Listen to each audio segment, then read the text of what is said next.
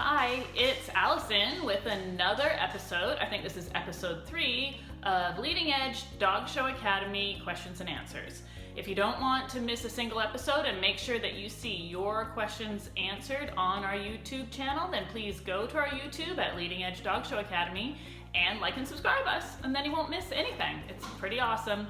I want to thank everyone out there for all the awesome questions we had this week. I'm sorry I can't get to all of them. I'd like to group them together, so here we go. I have a question about how do you keep your whites white?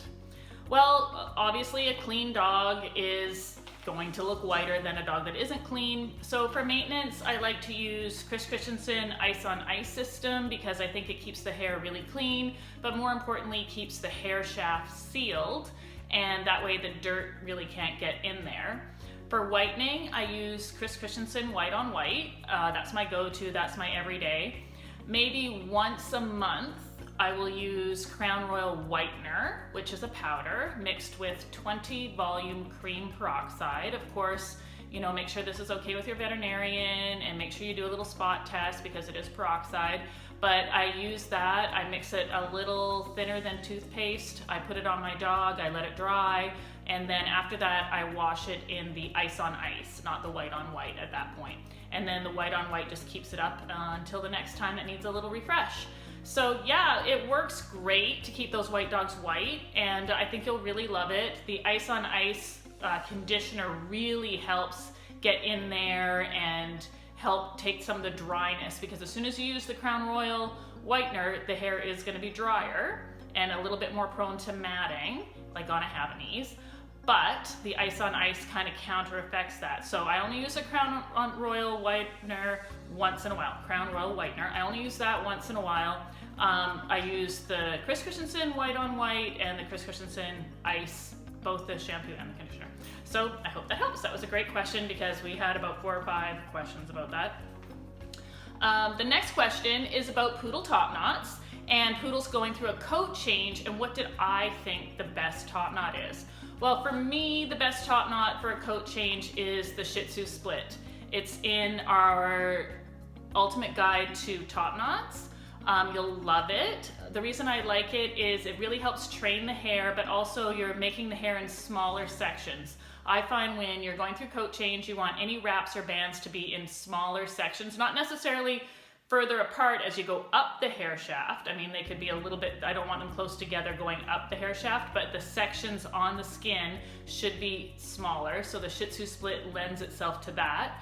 The other thing with the Shih Tzu split is you can clearly see between the sections. So when they start to get lumpy or bumpy or a little clumpy, then you can see that that is happening, and then you know that it's time to change that top knot. Of course, for a coat change, I'm probably gonna change the top knot almost every day, and I hate to say that because, I don't typically do that, but for a coat change and you're having a rough time, try the Shih Tzu split, and that way you can see when it needs to be changed. But warning, you might want to change any top knot you put in as Poodle going through a coat change almost every day. So another great question. We had 3 or 4 questions about coat change, so that one fit in quite well. The next 2 questions are from Pam, my favorite question asker, who is Pam. And her 2 questions are, she's a new person at dog shows. She's having a hard time. She thinks she does everything right, which I'm sure she does, Pam.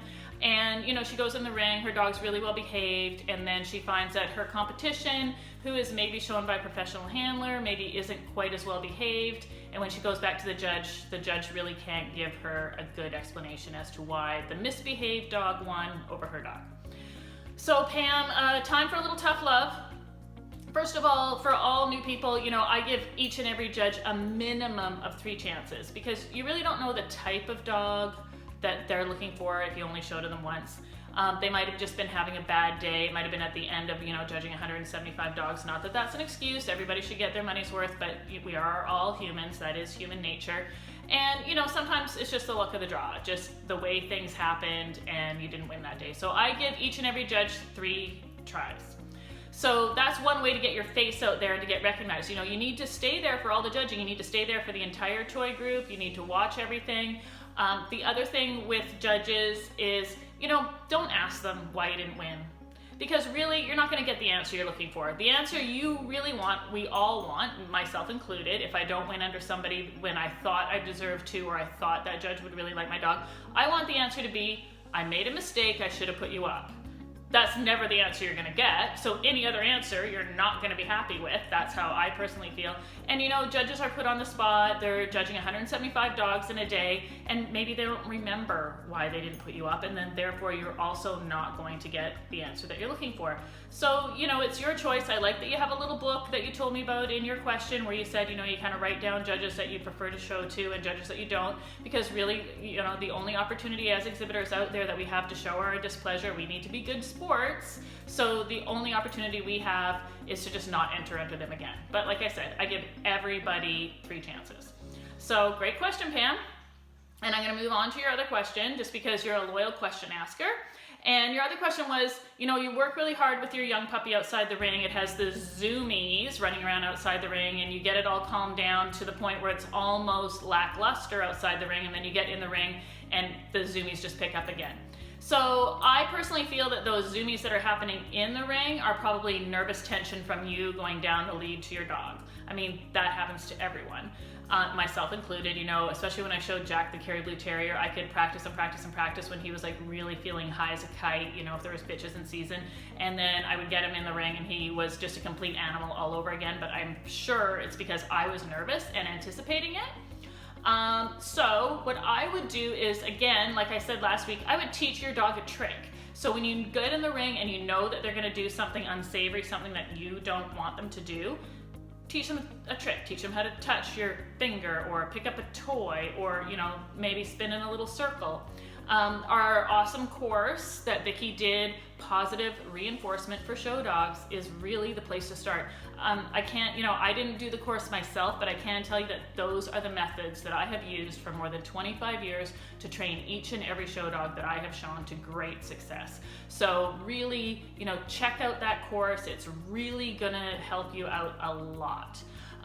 So those are our 4 questions for this week. So please keep sending them in. Like I said, you can send them in Facebook Messenger, you can email me, put them on the page, Pony Express, smoke signals. I'm not too up on my smoke signals, but anyway, those questions get to me. I'm gonna try to answer them. You know, if you're really desperate to have a question answered that maybe I didn't do this week, just say, hey, get to my question, or get your friends to rate a similar question, because that's kind of how I pick and choose what I'm gonna do. And again, go to our YouTube channel, completely free. You can go on there and you can like and subscribe to our channel, so that way if your question does get answered, you're not gonna miss it. So thank you for joining us, and we'll see you next week. Hi guys, I hope you enjoyed today's video. Please give us a like, and if you haven't already done so, you can subscribe to our channel below. Also, check out leadingedgedogshow.com for our premium content. We had a lot of fun bringing you all this information. See you soon. Bye.